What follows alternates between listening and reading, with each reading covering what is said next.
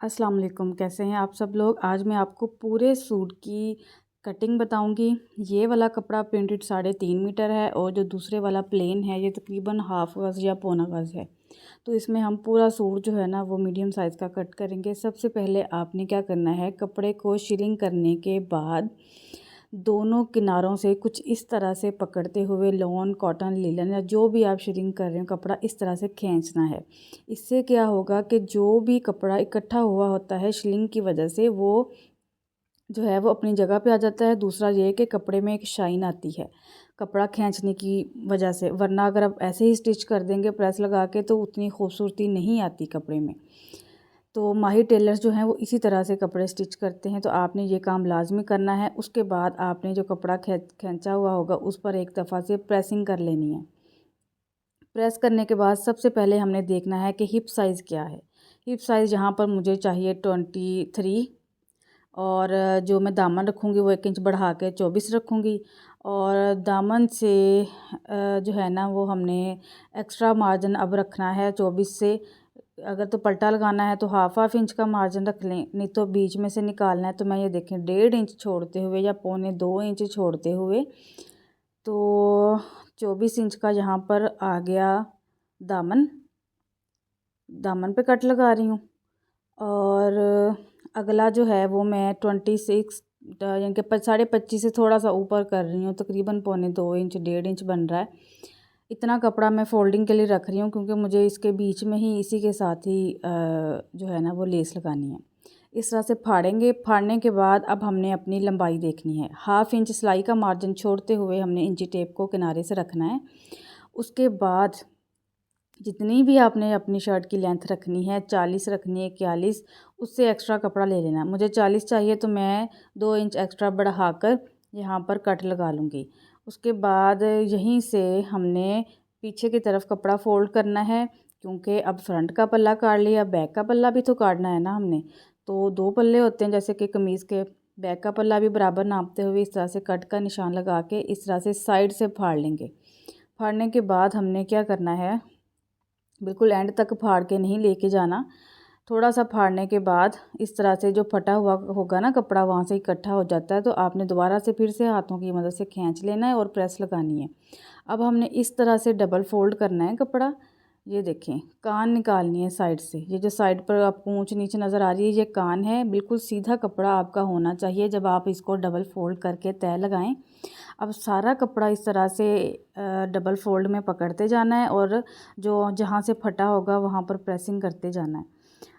और जहाँ तक हमने कट लगाया था ये देखें,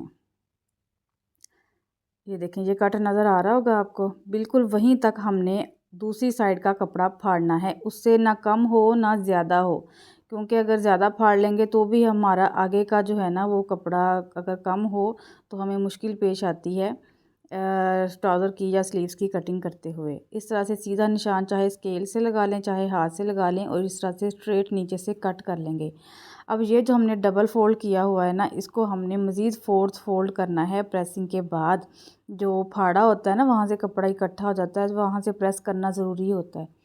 अब इस तरह से डबल फोल्ड करके इसको मैं रख लूँगी साइड पर। उसके बाद ये जो बाकी का कपड़ा कमीज़ के नीचे से बच गया था, ये देखें, ये आया है 54 इंचज़। 36 इंच का एक गज़ होता है और ये देख लें ऊपर थोड़ा सा ही कपड़ा यानी कि तकरीबन 1.5 गज़ लगा लें।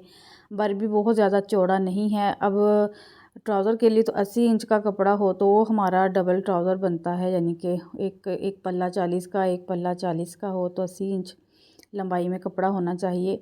अभी मैं ये एक्स्ट्रा ऊपर से कट कर दूँगी। तो टोटल ये बचा है हमारे पास कपड़ा, इंची टेप से नाप के बताती हूँ।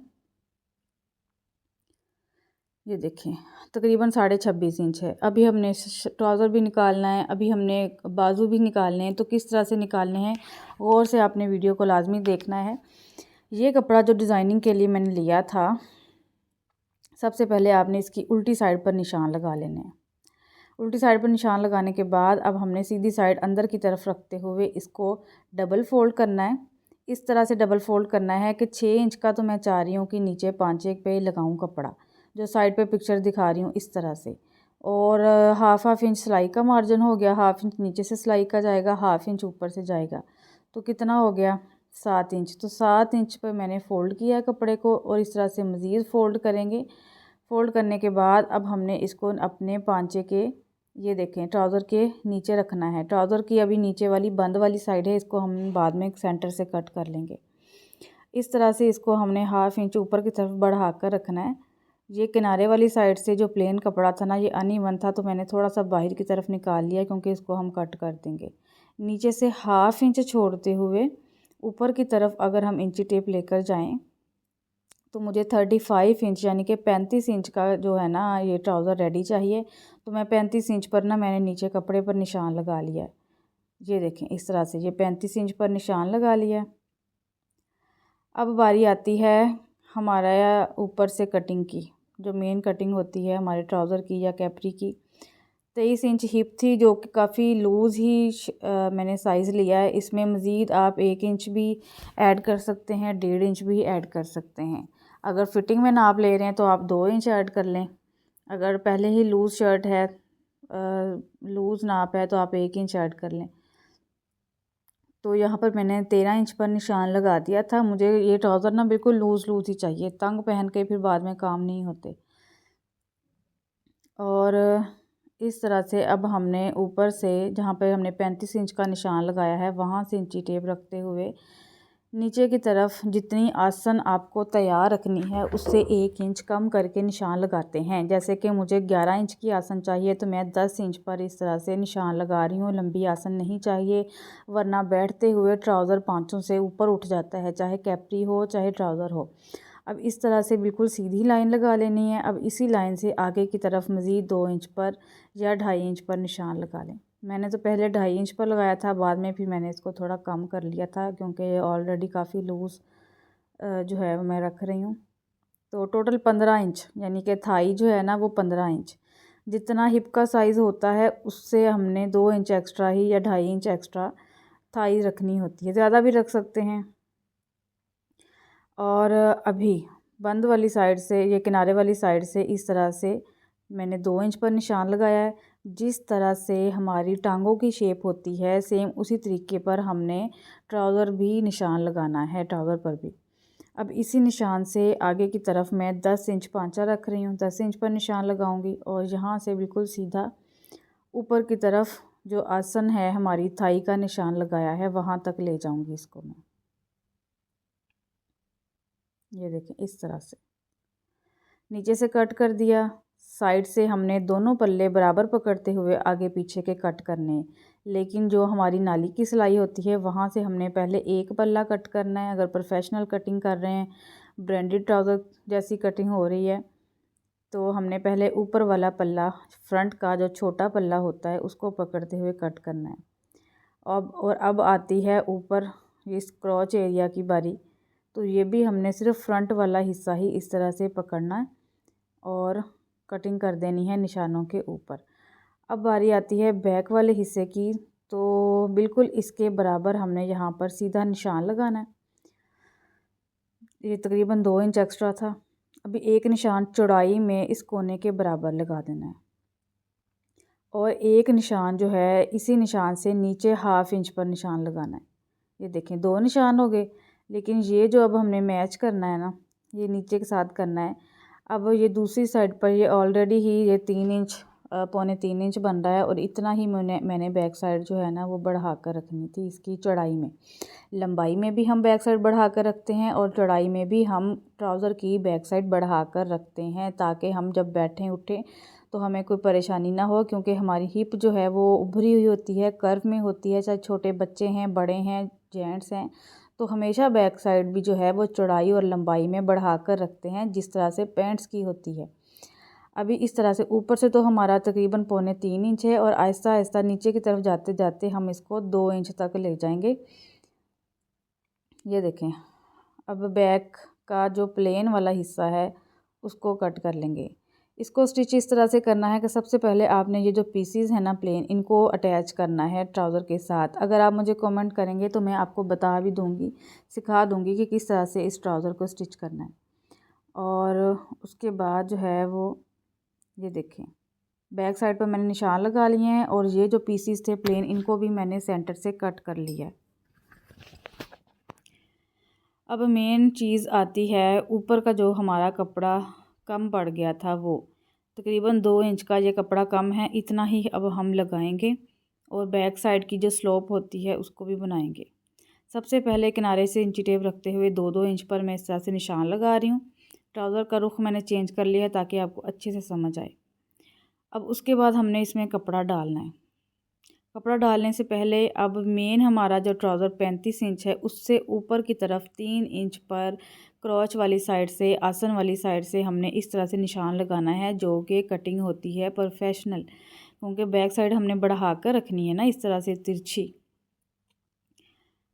अब यहाँ पर ये जो कपड़ा हमारा कटिंग में से बचा था, इसको मैं कुछ इस तरह से रख रही हूँ कि जो ज़्यादा वाली साइड है कपड़े वाली वो मैं आसन की तरफ रख रही हूँ और जो कम वाली साइड है वो मैंने साइड की सिलाइयों की तरफ कर दी है। 1/2 इंच इस तरह से बढ़ा कर रखेंगे, साइड से भी इस तरह से बिल्कुल इसके बराबर यहाँ पर कटिंग कर देंगे।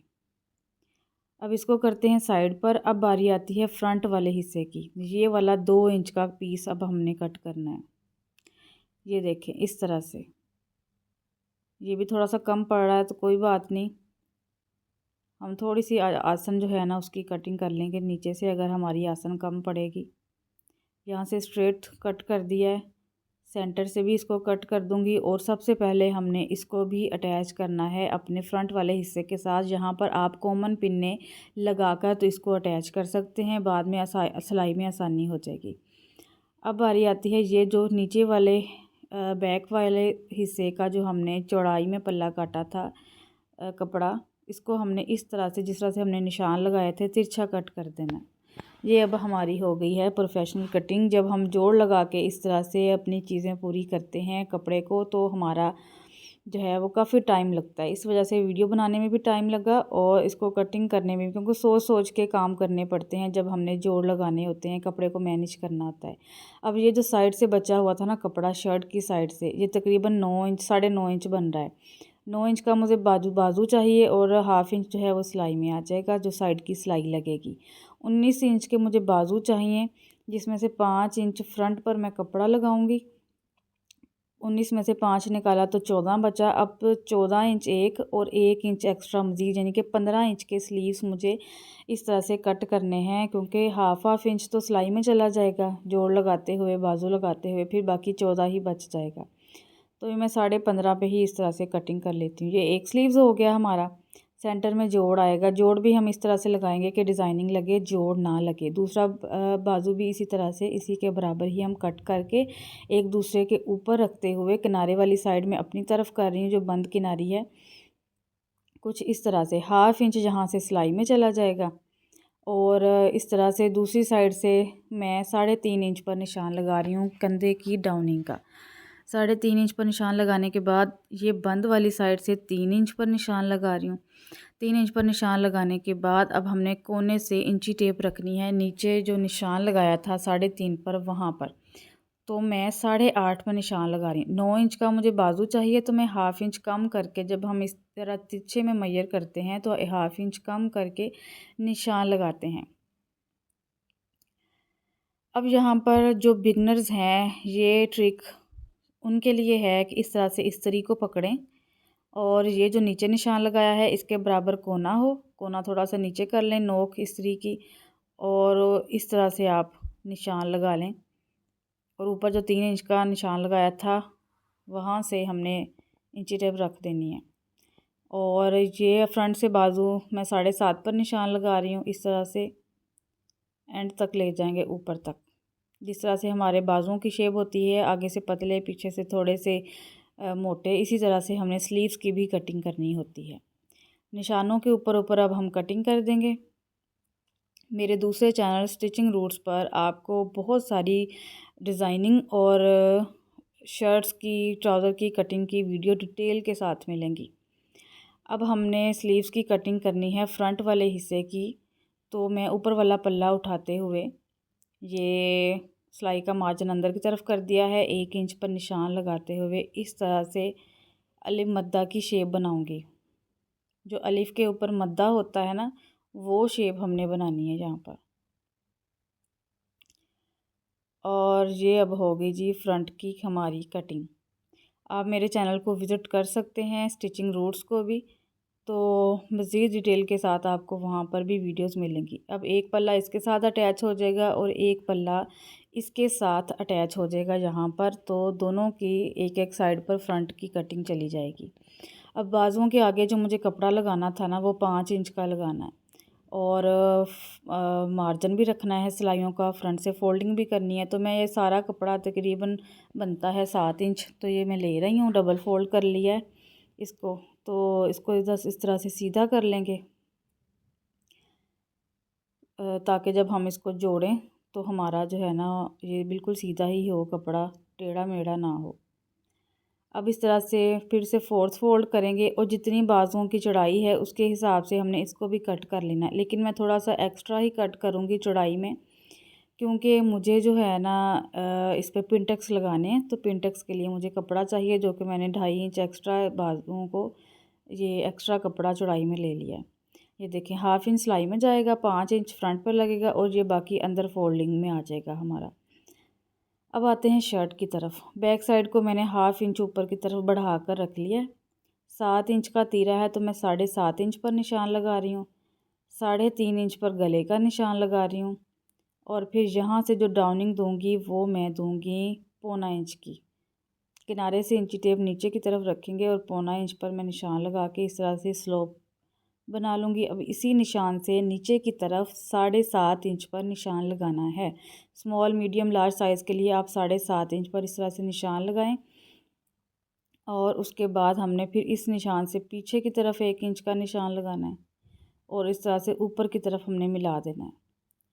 मिलाने के बाद अब हमने ये जो अंदर की तरफ निशान लगाया है इससे 1.5 इंच ऊपर की तरफ और फिर ये यहाँ से इंची टेप रखते हुए यहाँ से भी 1.5 इंच पर इस तरह से निशान लगाते हुए और चेस्ट के लिए यहाँ पर मैं 9.5 इंच पर, 19 इंच चेस्ट है, 19 का हाफ़ करेंगे तो 9.5 बनेगा। तो इस तरह से अब शेप देनी है। ये होगी बैक साइड की और ये होगी फ्रंट साइड की शेप।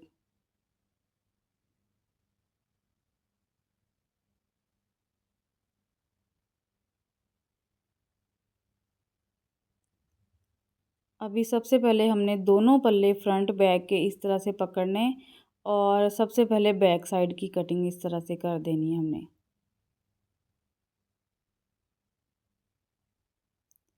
उसके बाद हमने शोल्डर डाउन करने हैं, जो हमने निशान लगाया था गले का मार्जिन छोड़ते हुए इस तरह से शोल्डर डाउन करेंगे। बैक का हिस्सा भी इसी तरह से ही हमने करना है। ये देखें, जितना फ्रंट को डाउन किया था उतना ही बैक को 1 इंच 1/4 इंच डाउन करते हुए तो कटिंग कर देंगे। अब ये हो रही है फ्रंट की कटिंग। ऊपर वाला पल्ला उठाते हुए फ्रंट के आर्म होल की हमने शेप देनी है।